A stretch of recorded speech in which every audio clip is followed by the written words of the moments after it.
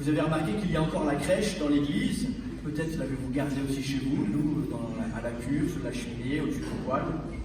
La crèche est encore là. Et nous l'enlèverons jeudi matin, le 2 février, puisque ce sera la fête de la présentation de Jésus au temple, le 40e jour après la naissance. Et c'est pourquoi nous savons à ce moment-là que la Sainte Famille aura quitté Bethléem pour se rendre au temple à Jérusalem, présenter cet enfant premier-né. Et si nous gardons la crèche, c'est que nous voulons ne pas oublier trop vite la grande joie de Noël, où nous avons célébré la venue de Dieu au milieu de nous. Mais alors, vous l'avez remarqué aussi, les textes de l'Évangile, depuis déjà plusieurs semaines, ont déjà quitté, eux, la crèche, puisque nous sommes en présence de Jésus, qui a déjà 30 ans passés, qui a déjà reçu le baptême des mains de son cousin Jean, dans les eaux du Jourdain, et qui sillonne la Terre Sainte en commençant de prêcher, d'annoncer que le royaume des cieux est tout proche et qu'il faut se convertir, et en commençant d'accomplir des miracles et des prodiges, en particulier un miracle fameux, le premier, où il a transformé de l'eau en vin pour que le mariage auquel il était invité puisse bien se poursuivre. Et bien sûr, il y a là tout un trésor de leçons bibliques et spirituelles. Et donc aujourd'hui, nous sommes en présence de Jésus qui inaugure d'une manière très solennelle sa prédication, son enseignement.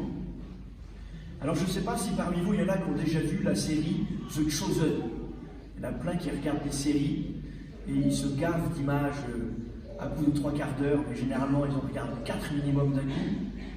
Et ils se couchent tard, les yeux enfarinés. Mais je vous encourage quand même à prendre ce risque en regardant la série The Chosen dans la 2e saison.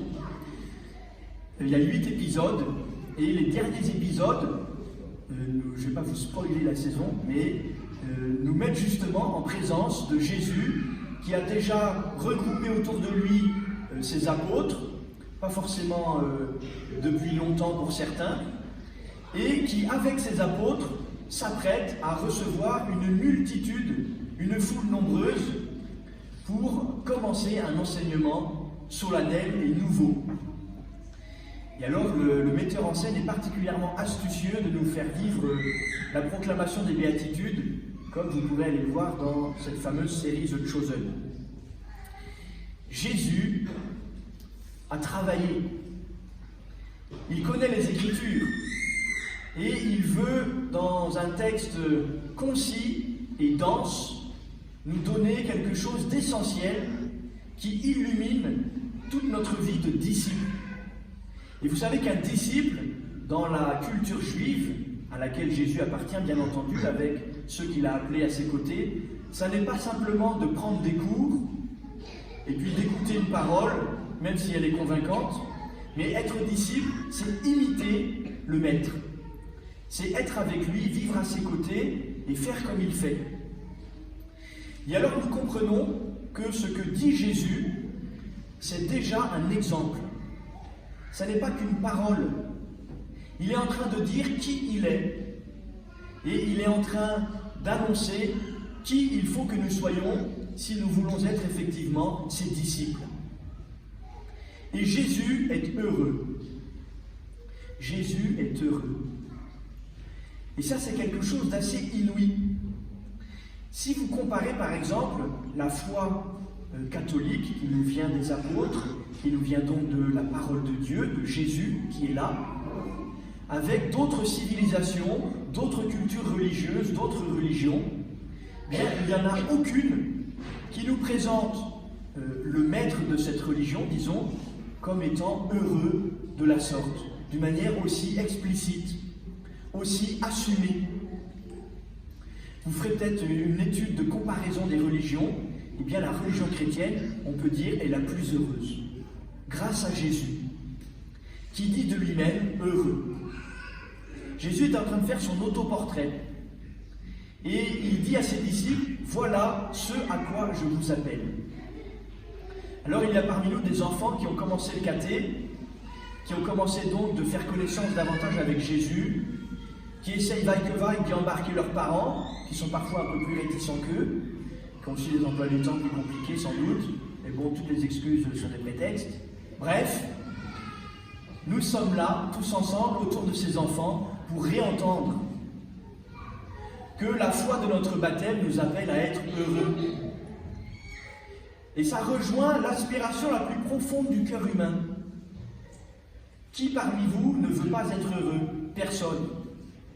Même le plus malheureux d'entre vous, même le plus névrosé, même le plus pathologiquement atteint, et je ne sais pas s'il y en a, mais il y en a peut-être, eh bien, même celui-là, même sans le savoir, même sans pouvoir s'en réjouir, parce qu'il est trop abîmé, trop blessé par la vie, eh bien, il veut de toutes ses forces être heureux.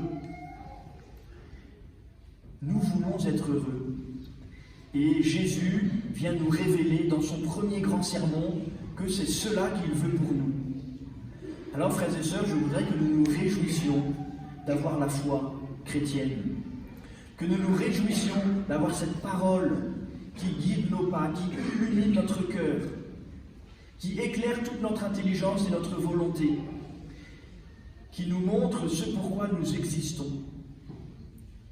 Et Jésus, dans ses béatitudes, non seulement de nous dire ce à quoi nous sommes appelés, non seulement de nous dire ce qu'il est, mais de nous en montrer le chemin. Et il faut lire les béatitudes en entier et être frappé par le paradoxe de ces béatitudes. Heureux ceux qui sont pauvres de cœur. Heureux ceux qui pleurent. Heureux ceux qui sont affamés, assoiffés de justice, etc., etc. Mais spontanément, nous entendons qu'il y a un paradoxe entre le bonheur que Jésus proclame et le chemin qui semble y conduire.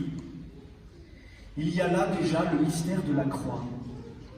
Le bonheur chrétien, le bonheur de Jésus, ce n'est pas un bonheur à 4,95 de publicité mensongère.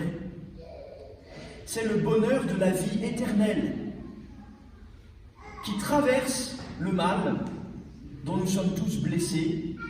Et la croix, le chemin de croix, est ce chemin du bonheur vrai qui va anéantir le mal et la source du mal qu'est le péché.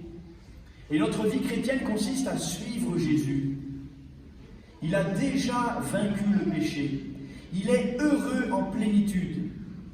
Nous le suivons, nous l'imitons. Alors, frères et sœurs, apprenons par cœur les béatitudes comme le cardinal Barbarin à l'époque y invitait tous les jeunes qu'il rencontrait. Moi, je suis déjà un peu plus vieux, mais à chaque fois que je l'ai rencontré, j'étais plus jeune que lui, il le disait toujours. Apprenons les béatitudes. C'est la charte de notre vie chrétienne. Cela nous rappelle ce pourquoi nous existons, cela nous en montre le chemin. Réjouissez-vous, soyez dans l'allégresse. Votre récompense est grande dans les cieux. Amen.